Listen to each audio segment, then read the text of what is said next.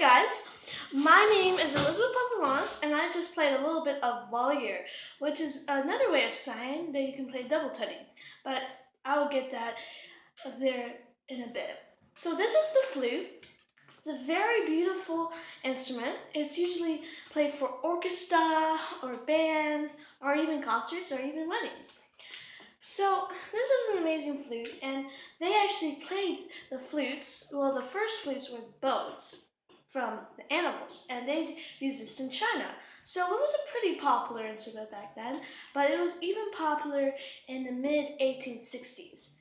It was a pretty amazing flute, amazing instrument, but it's sort of echoey, if you can say that. So now you know a little bit of the history of the flute. I'm going to show you a little bit of the flute and how beginners progress to advanced. So let me just get out an exercise and play for you, and then I'll talk a little bit about it more. So usually, the flute without the body, it was just something like this. That's pretty loud. If you want to make it quiet, just put the mouth in here. And then something like that. And then there's an exercise where you can do this. Sounds kind of weird, but it's a work in progress. So, in speech, there's three parts: introduction, body, and conclusion. In the flute, that's the same, except for the foot part. There's the head, there's the body, and the foot. It's sort of like speech, but you play it musically. So whenever you got that down, you're gonna start playing your first notes, which is C, G, and F, and also B flat and D. So it's gonna sound like this.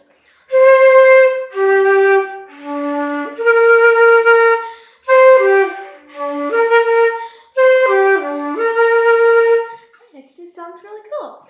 Yeah, and then when you get to know more of your notes, you're going to start to play some exercises from some books. So I'm going to play you one of the arpeggios and one of the scales that you can use as an exercise. So this is one of them.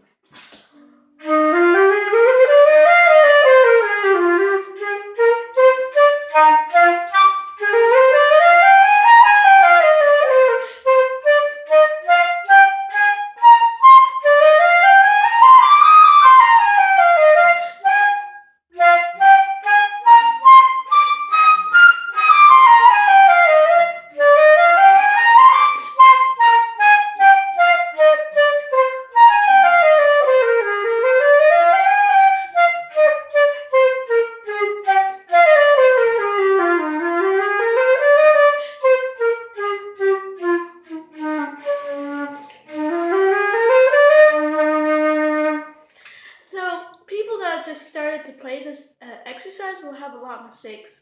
I had some, but it's good to be honest on camera or even on audience. But that is one of the exercises in this book I'm playing, and it's a good exercise for people that just are intermediate, because they will know all the skills and all the techniques of the flute. There's another arpeggio and exercise that I like. It's the first one in this book, and it really does show off the E flat major.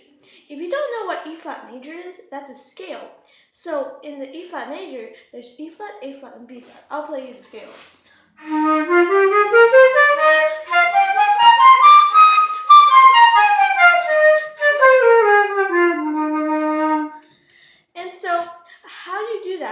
Is how to play the E flat first is you put these three fingers, the thumb, and then all four of these, and then the thumb is holding the flute all together. And so now this is another scale that I like, and it's called, I really don't know what it's called, but I'll just call it E flat clueless. So it's gonna sound like this.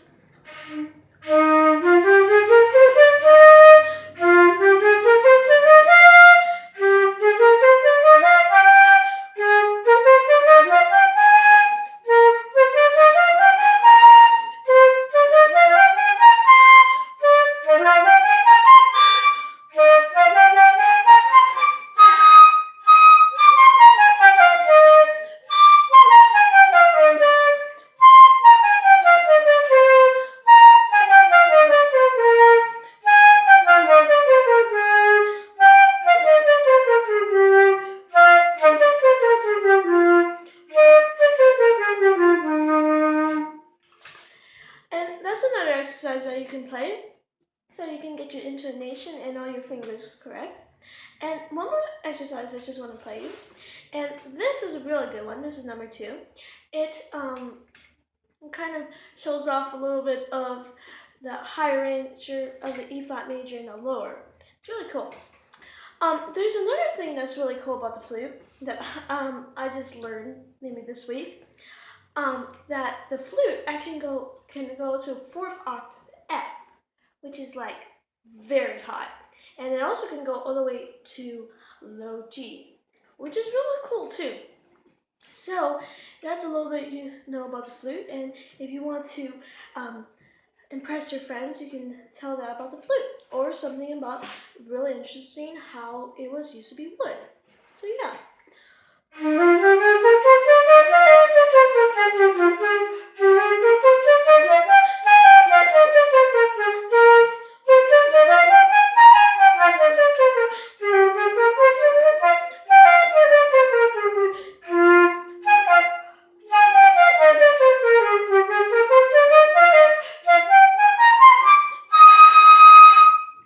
So if you know how to do vibrato, you can actually do it in the end of the pieces to make it a little bit more your own, you know.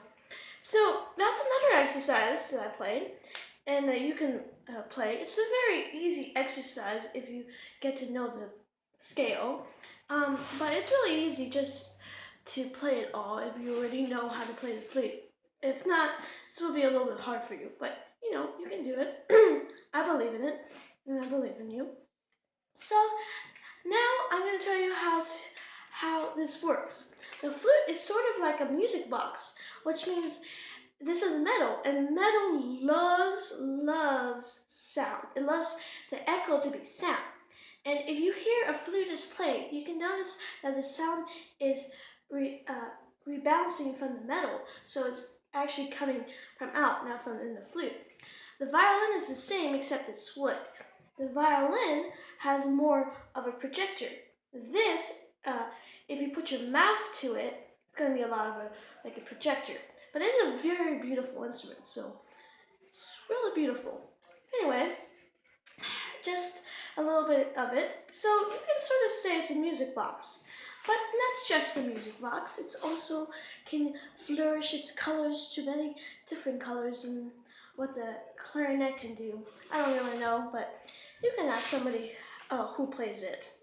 So that's a little bit about the flute, and I hope you have a great day.